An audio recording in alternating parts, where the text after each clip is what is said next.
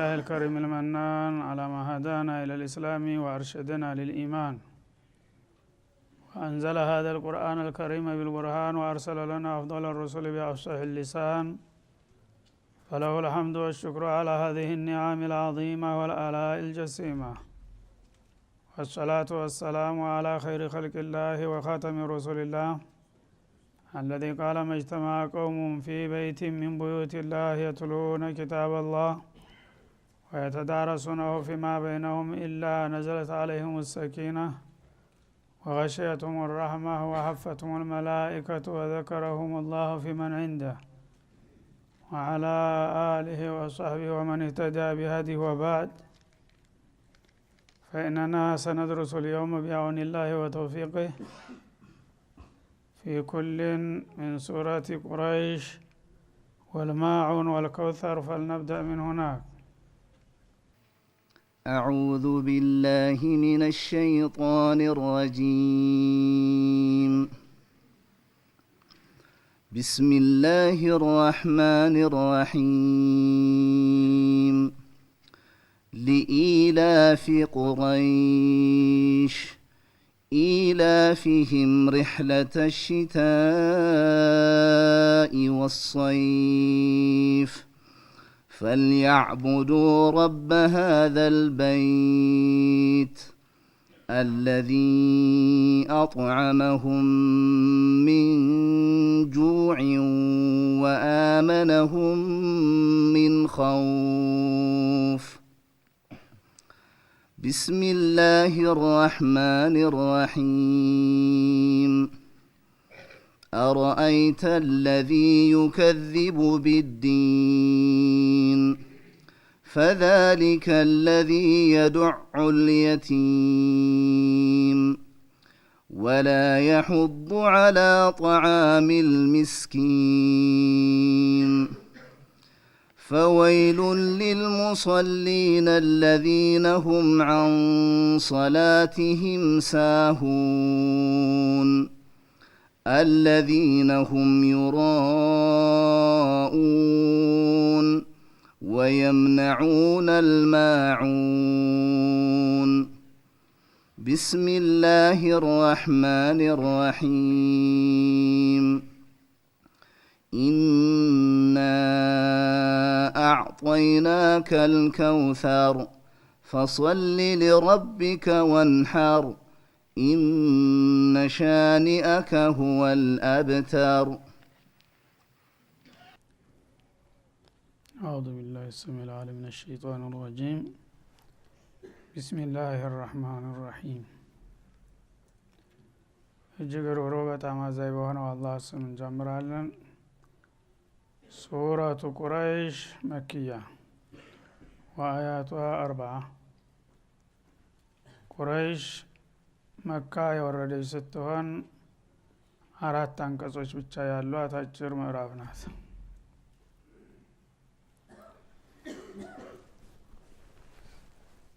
እና አላህ Subhanahu Wa Ta'ala ተናንተና ባሳለፍነው ምዕራፍ በመካ ከተማ ነብዩ አለይሂ ሰላቱ ወሰላም ከመወለዳቸው በፊት 40 አመት ቀደም ብሎ የውጭ ሀገር ወራሪ መጥቶ ካዕባን ተምድርገጥ ለማጥፋት በቃጣው ጥቃት አላህ ባልተጠበቀ መልኩ የራሱን እርምጃ ወስዶ እንደመለሰና እንዳከሰራቸው ገልጾ ነበር የቆመው። وارسل عليهم طيرا أبابيل ترميهم بحجارة من سجيل እነዚህ የውጭ ባዕዲያን ወራሪዎች ምንም ሳይደርስባቸው በጉልበታቸው በመኩራራት አላህ Subhanahu Wa Ta'ala በመልካም ፍቃዱ በታላቁ ወዳጁ ያስገነባውንና የዓለም ትልቅ ተምሳሌት ያደረገውን ታሪካዊ ቤት ሊያደመስሱ ሞክሩ። በጊዜው የነበሩት እንኳን ባለቤት ተብዬዎች ለመከላከል ባይችሉም አላህ የራሱ ቃነውና እንዴት እንደከለከለና እነዚህን ትዕቢተኞች እንዴት እንዳዋረዳቸው ገልጾ ነበር። እና በቢጤያቸው ሰው ወይም ደግሞ ግዝፈትና ጉልበት ያለው የታወቀና የተደነቀ ነገር ሳይሆን ባልተጠበቁና ባልታወቁ በአዋፍ መንጋዎች በመርዛማ ድንጋይ እንደጨፈጨፋቸው ተርሚህም ቢሂጃረት ሚን ሲጂል ከጥቁር ድንጋይ የተጠበሰ ድንጋይ የተሰሩ መርዛማ የሆኑ ነገሮችን እንዲያዘንቡባቸው አደረግን ይላል። ፈጀዐለሁም ከአስፊን መእኩል ከዚያም በቅጽበት መንጋ ከብቶች የዋሉበት የአገዳ ቁረን አስመሰልናቸው ብሎ ነበረ እና አብርሃና የመራው ጦር በመካ ከተማ ተልኮውን ሳይወጣ እንዳለ እንደወጣ እንደቀረ ማለት ነው። ይህንን ያደረገው ለምንድን ነው? አላህ Subhanahu Wa Ta'ala መጀመሪያ ይሄ ቤት የሰው ቤት አይደለም የራሱ ቤት ነው። ስለዚህ እንዲህ አይነት ጥጋበኞች መጥተው ሊደመስሱት ሊፈቅድላቸው አይገባም ነበረ ማለት ነው። እርግጥ በጊዜው የነበሩት ሰዎች ሙሽሪኮች ናቸው። ቤቱን አጉዲፈውታል። ያው ስሙ ቅርጹ አልጠፋም እንጂ እንደጠፋ ነው የሚቆጠረው። 360 የሚሆን ጣዖት ዙሪያውን ከምረው ለዛ ነበር ቁርባን የሚደረገውና ስለት የሚወርድለት ማለት ነው። ግን ለጭራሹ ደግሞ ደብዛውን ሊያጠፋ የመጣውን አላህ Subhanahu Wa Ta'ala መለሰው።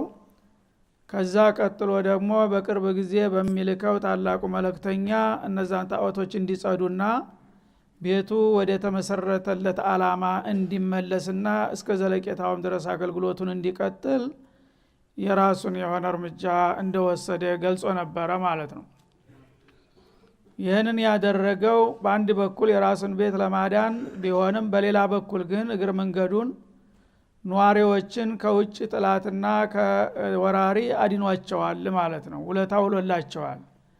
ስለዚህ እነዚህ ቁረይሽ የተባሉ ብሔረሰቦች ይህንን ጌታ ያዋለላቸውን ውለታ ትልቅ ግምት ሊሰጡት ይገባ ነበርና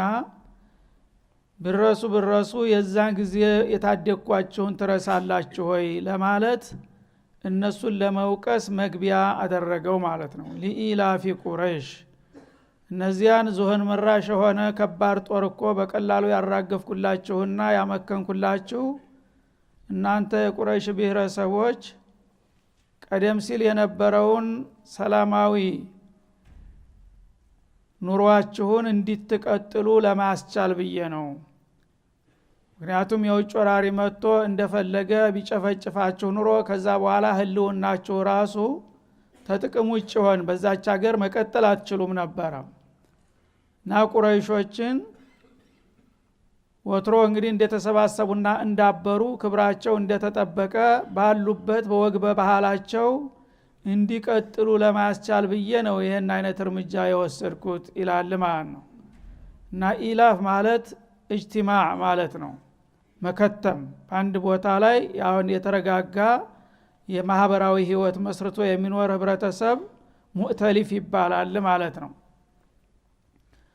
ሁለተኛ ኢላፍ ማለት የለመዱትን መልካም ባህላቸውን ለማስቀጠል ማለት ነው። እነሱ በዛች ሀገር እንደሚታወቀው በጣም ድንጋማና አሸዋ ምንም ነገር የማይበቅልበት ሰብል ውጤት የማይታይበት አካባቢ ነው።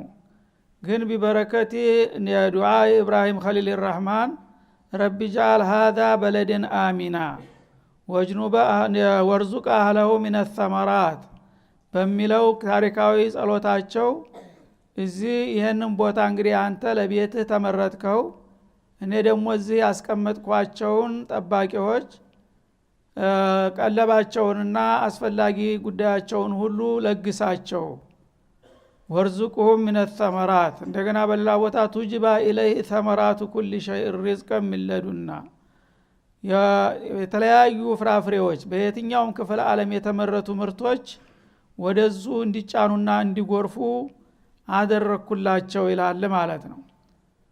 እንግዲህ መካ እንደ መሬቱ እንደ መድራ መልኩ አቀማመጥ ቢታይ ማንም ሰው ሊኖርበት የሚችል ቦታ አይደለም። ከባዶ ድንጋይና ካሸዋ ተፀሐይ ተሐሩር በስተቀር ለኑሮ የሚሆን ነገር ጭራሽ አይታይም።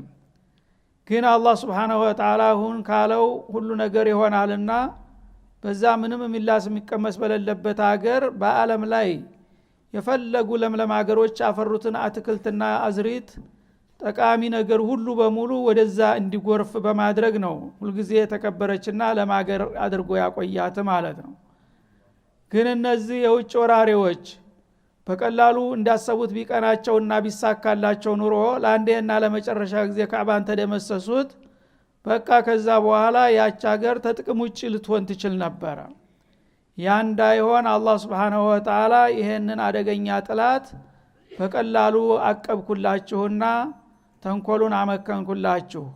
ታዲያ ለሌላ ውለታ እንኳን እንደው ባትመልሱ ቢያንስ ይሄ ይረሳል። ለዚህ እንኳን ስትሉ ለምን እኔን አትገዙም ይላል ማለት ነው።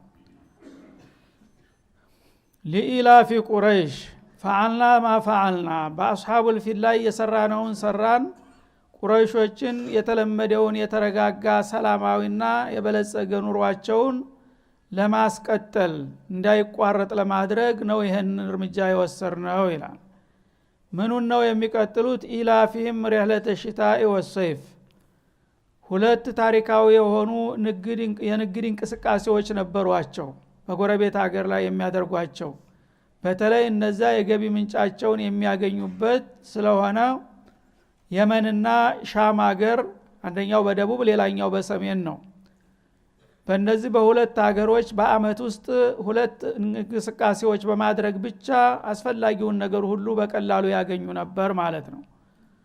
በብርዳማ ሰዓት ወደ የመን ሀገር ይሄዳሉ። የመን ያው ሞቃት ስለሆነ ማለት ነው። በሞቃት ሰዓት ደግሞ ወደ ሻም ሀገር ይሄዳሉ።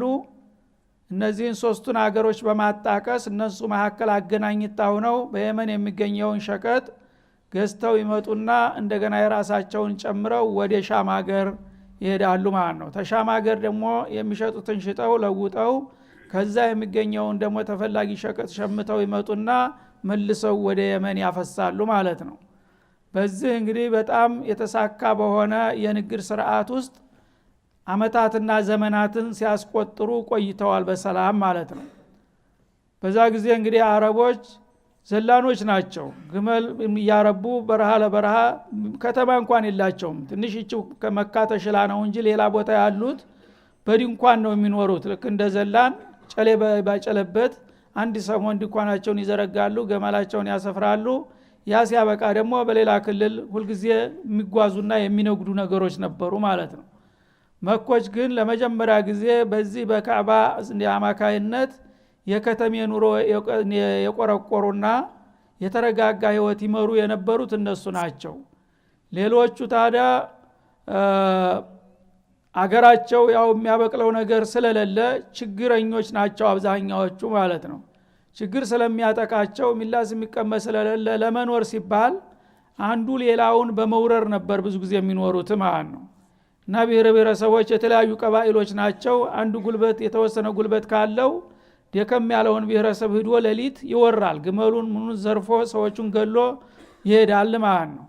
ያ ደግሞ እንደገና በተራው አድብቶ ወይም እሱ ካልሆነለት ደግሞ ሌላው በላባይ መጥቶ እንዲሁስ በርሳቸው እየተባሉና እየተቧጨቁ ይኖሩ ነበር ማለት ነው። መኮች ግን እንደዚህ አይነት ችግር አይደርስባቸውም። ለምን? ለአንهم አህሉላህ ይባሉ ነበር። የአላህ ቤተሰቦች ናቸው፣ የካዕባ ጠባቂዎች ናቸው። እነሱን ተነካን ጌታ ያጠፋናል ሙሽሪክ ከመሆናቸውም ጋር ያቃሉ በመሰረቱ ማለት ነው። እና ሌላውን እንጂ መኮችን እንዲያትነኩ ይባላል ማለት ነው። እንኳን ሀገራቸው መጥቶ ሊወር ቀርቶ ለንግድ እንኳን ሲንቀሳቀሱ ማንኛውም ሰው ከአንድ ክልል ወደ አንድ ክልል በሰላም ስንዝር መሄድ አይችልም።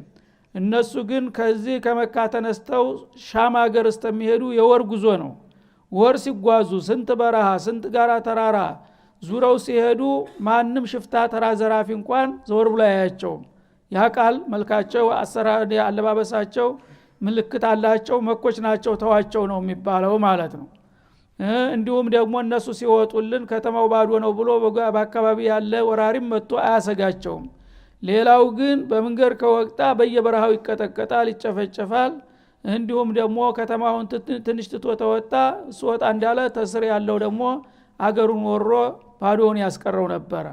እነሱ ግን ሲኖሩም ማንም አይደፍራቸው፣ ሲወጡም ማንም ደግሞ ጉዟቸውን አያደናቅፍባቸውም። ይሄ መልካምና ቋሚ ባህሪያቸው ጥሩ ባህላቸው ነበር። ይሄም ባህላቸው ግን ለዘመናት እየቀጠለ መጥቷል።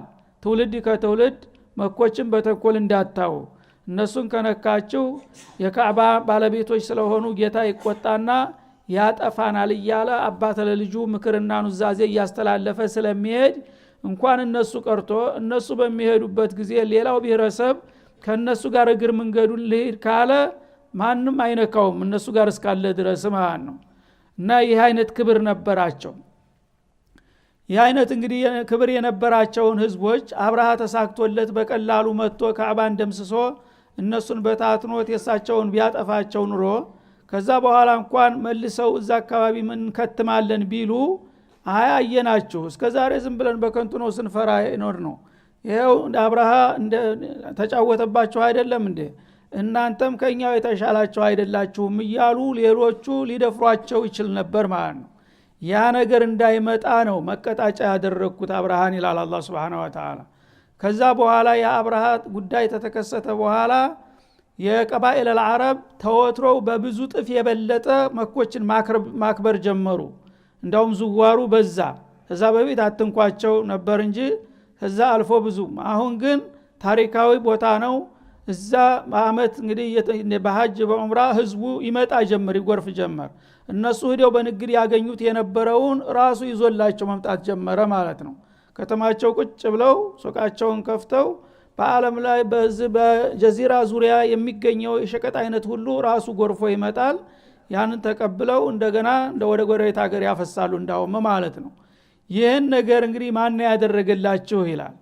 እንግዲህ ወቀሳ ነው። በአንድ በኩል አላህ ውለታውን ያስገነዘበ ይህን አይነት እንክብካቤና ድጋፍ ጥበቃ ያደርጉላችሁ የነበረ ጌታ እንደገና ደግሞ የበለጠ እድላችሁን ከፍ ለማድረግ በዱንያ ብቻ እንዳትወሰኑ አኸራችሁም ጭምር እንዲያምርና እንዲሰምር ብዬ ተማከላችሁ ነብይ መርጬ በቋንቋችሁ ቁርአን አውርጄ የበለጠ እንድትከበሩ ላረጋችሁ ስሞክር ያ ሁሉ ውለታ የተረስቶ የኔን ነብይ ትተናኮላላችሁ የኔን ኪታብ ታስተባብላላችሁ ምን ነካችሁ ለማለት ነው አላህ Subhanahu Wa Ta'ala።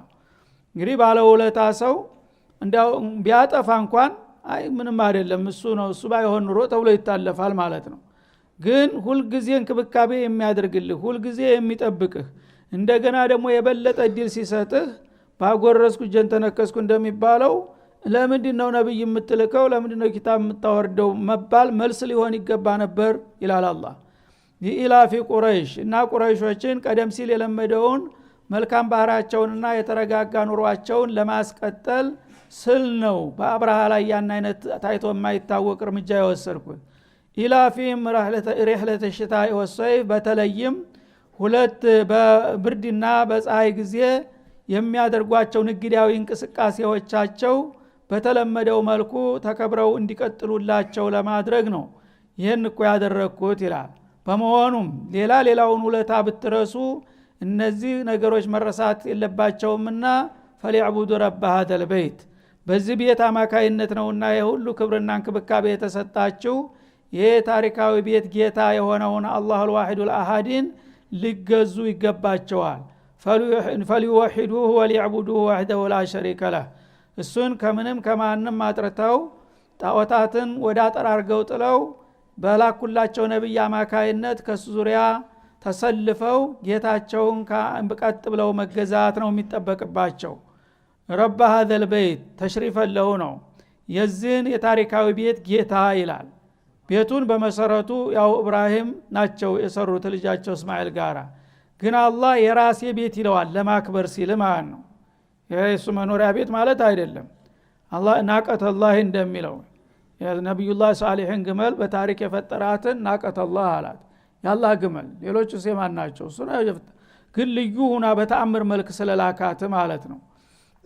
እንደገና ኢሳን ሩሁላህ ይላቸዋል። የሌሎቹ ሩህ ማን የፈጠራቸው አላህ ነው ግን ያላባት በቀጥታ የሰራት በመሆኗ ክብር ልዩ ክብር ሰጣት ማለት ነው። ስለዚህ የአላህን ቤት እንግዲህ የዚህ ቤት ባለቤት የሆነውን ጌታ ልትገዙት ይገባችኋል። በተቃራኒው እንግዲህ አላሁል ዋሂዱል አሐድን በብቸኝነት ማምለክ ሲገባቸው በአመቱ ቀናት ቁጥር 360 ወይም 65 ድረስ የሚሆኑ ጣዖታቶች በላውና በውስጡ በዙሪያው ከምረው ያንን ነበረ ሲያጨበጭቡና ሲያፏጩ ሲያጅቡ የሚከርሙት ማለት ነው። ይሄን ማን ያዘዛችሁ? እኔም ብቻ እንዲመለክና እንዲወደስ ነው ይሄን ቤት ያሰራሁት እንጂ እናንተ ልታከማቹበት አይደለምና ሌላው ውለታውን ብትረሱ እነዚህን ሁለት ነገሮች የቸራችሁ ጌታ ነውና ያንን ውለታ ለመመለስ እንኳን ስትሉ ለምን እኔም ብቻ አትገዙምና አታመልኩም በማለት ይጠይቃል ማለት ነው። ይህ ጌታ ደግሞ الذي اطعمهم من جوع እነዚህን ሰዎች በዛ በበረሃማ ምንም የሚላስ የሚቀመስ አዝሪት ወይም ደግሞ ወተት ወላ ፈሳሽ ውሃ እንኳን በሌለበት ቦታ ነበረ ፈጠራቸው። ግን ለችግር እንዳይጋለጡ በራብ እንዳይመቱ አላህ በራሱ የተለያዩ ዘዴዎችን በመፍጠር ተራብ እንዲድኑ አደረጋቸው ይላል። ላ ዘርዓ ወላ ዱርዓ መካ መጀመሪያ ምንም ነገር የላትም ነበረ። ግን አላህ Subhanahu Wa Ta'ala እዛ ቤቱ ከተጀመረበት አንስቶ በተለያዩ መልኮች መጀመሪያ ማኡ ዘምዘም አፈለቀ በተአምር። ከዛ በኋላ ደግሞ የምንግድ ማዕከል አደረገና በአካባቢ የሚገኙ አገሮች ሁሉ የንግድ ማዕከል አድርገው በመገናኘት የበለጸገች አገር አደረገ ማለት ነው። በዛ ሳቢያ ራብ እንዳያጠቃቸው ምግባቸውን ለገሳቸው። ፍርሃት ደግሞ እንዳያሰጋቸው ጸጥታውን አሰፈነላቸው። በዚህ ምድር ላይ የሚፈለግ ትልቅ ኒዕማ እነዚህ ሁለት ነገሮች ናቸው። በማንኛውም ሀገር በየትኛውም ዘመን ማንኛውም ሀገር ጸጥታ የተከበረ አንተ የፈለገው ቢሆን ቤትህ ንብረትህ በህይወትህ ምንም የሚያሰጋ ሰላም ከሆነ ፎይ ብለህ ትኖራለህ ማለት ነው። ከዛ ደግሞ እንዳይረብህ እንዳይጠማህ እንዳትታረዝ የምትበላው የምትጠጣው ነገር ከተመቻቸልህ ሌላ ምን ይፈልጋል ዱንያ ላይ? እነዚህ ሁለቱ ነገሮች ከተሳካ ማንኛውም ሀገር የበለጸገ ሀገር ሊባል ይቻላል ማለት ነው። ይህንን ያረገላችሁን ጌታ ታዲያ እናንተ ምን አይነት ምላሽ ነው የምትሰጡት ያላችሁት? ይህንን ያደረገልን ጌታ እንዳውም ሳትጠየቁ እኛስ ምን እናድርግልህ ውለታህ በዛ ከበደን ምን ብናረግ ነው ደስ የሚልህ ብላችሁ ልትጠይቁ ነበር የሚጠበቅባችሁ። ግን እናንተ አላህ Subhanahu Wa Ta'ala የቸራችሁን ታላላቅ ጸጋ ረስታችሁና ዘንግታችሁ ተነጭራሹ ደግሞ ለማንኛውም ያልሰጠውን የመጨረሻዋን እድል ሰይደል አወሊን ወልአኺሪን የተባለውን ታላቁን ነብይ ሲልክላችሁና በቋንቋችሁ በአለም ቋንቋ ላይ የበላይ አድርጎ የአላህን ቃል ሲያወርድላችሁ ለምን ይሄን ነገር እንደመጥፎ ቆጥራችሁ ለምንድነው እንደዚህ ተኛ መሐከል ሌላከው ለምንድነው ቁርአን የሚባል ነገር ያመጣብን ብላችሁ ይሄንን ውለታውን እንደ መጥፎ ነገር በመቁጠር ትቃወማላችሁ? ይሄ አግባብ ነው? አይነት ዕቁሉኩም አምሯችሁ የተደባችሁ በማለት ይጠይቃል ማለት ነው። እና አላህ Subhanahu Wa Ta'ala አወለም የረው አና ጀዐልና ለሁም ሐረመን አሚነን ቱጅባ ኢለይሂ ተመራቱ ኩሊ ሸይእ ሪዝቀን ሚን ለዱና ይላል። እና የተከበረ ማንም ጥላት በተንኮል የማያስበው ጸጥታው የሰፈነበት የተከበረ አገር አላደረግንላቸውምን? ከዛም ደግሞ የሲሳቸው ከያቅጣጫው እንዲጎርፍላቸው አላደረግንምን? ይህን ሁሉ እናደርግላቸው ታዲያ እነሱ ከሌላው ህብረተሰብ በምንድን ነበረ የሚለዩት? አላህ በችሮታው ነው ይህን እድል የሰጣቸው። ይህን ለሰጣቸው ጌታ ደግሞ የበለጠ ታማኝና ቅን አገልጋይ መሆን ሲጠበቅባቸው እነሱ ግን እንደገና ይህን ሁሉ ትተውና ረስተው የጣዖት አምላኪ በመሆን ጌታን ያስቆጣሉ። ይህ ነገር አያዋጣቸውምና አስቡበት በማለት ገሰጣቸው ማለት ነው። ተምሂድ መንደርደሪያ እያደረገ ነው። እንግዲህ አላህ Subhanahu Wa Ta'ala የአብርሃን ታሪክ በዛ መልክ የቋጨው እናንተ ለጌታ የበለጠ ታማኝና አገልጋዮች እንድትሆኑ ካሁን በኋላ የምሰጣችሁን እድል ሁሉ ግምት ሰጣችሁ ተገቢውን ምስጋና እንድትመልሱ ብዬ ነው በማለት ጠቆማቸው ማለት ነው። ይሄ ሁሉ ተነግሯቸው ግን የፈረደበት መቼም ያልታደለ ነውና አብዛኛዎቹ ይሄ ሁሉም ቢሆንም አንፈልግም ብለው ቁጭ አሉ ማለት ነው። የተወሰኑት ጥቂቶቹ ተቀበሉ ተጠቀሙ። ስለዚህ አላህ Subhanahu Wa Ta'ala እንግዲህ በእነሱ የደረሰውን ነገር በዚህ በቁርአን መልክ ቀርጾ ማስቀመጡ ለትውልዶች ትምህርት ሰጭ ነው። ታሪክ ሁልጊዜም ቢሆን እነሱ ባይጠቀሙበት ይሄን ያየና የሰማ ሊጠቀምበት እንደሚችል ይሄን ነገር ተገንዘቡ። ሰዎች አላህ ውለታ በዋለላቸው ኑሯቸውን ባደላደለላቸው ቁጥር ጌታቸውን ውለታውን አውቀው ለሱ ቅን ከሆኑ ይቀጥልላቸዋል። ኢላፊ ቁረይሽ እንዳለው ለቁረይሾች የሰጠሁትን ጸጋ ቀጣይ አደርጋለሁኝ ብሏል። እነሱ እስካላፈረሱት ድረስ። እነሱ ታፈረሱት ግን ሊፈርስ ሊጠፋ ይችላል ማለት ነው። ስለዚህ ምንድነው አጠቃላይ የመለክቱ የሰው ልጆች በምድር ላይ በጌታ ፍቃድ የሚመሩና በጥሩ ሁኔታ የሚቀጥሉ ከሆኑ ዲን የሚጠቅማቸው ለአኺራ ብቻ አይደለም። እዚህ ዱንያ ላይ ራሱ ከብዙ መስዋዕብ ከብዙ በላያ ዲነው የተመቻቸና የተረጋጋ ህይወት ያገኛሉ ማለትን ይጠቁመናል ማለት ነው።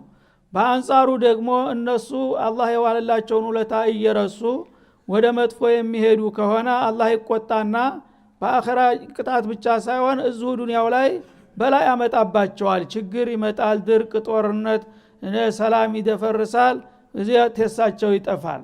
ይህንን ሊማሩ ይገባቸዋል የሰው ልጆች ነው የሚለው እና هذا وصلى الله وسلم على النبي وإلى اللقاء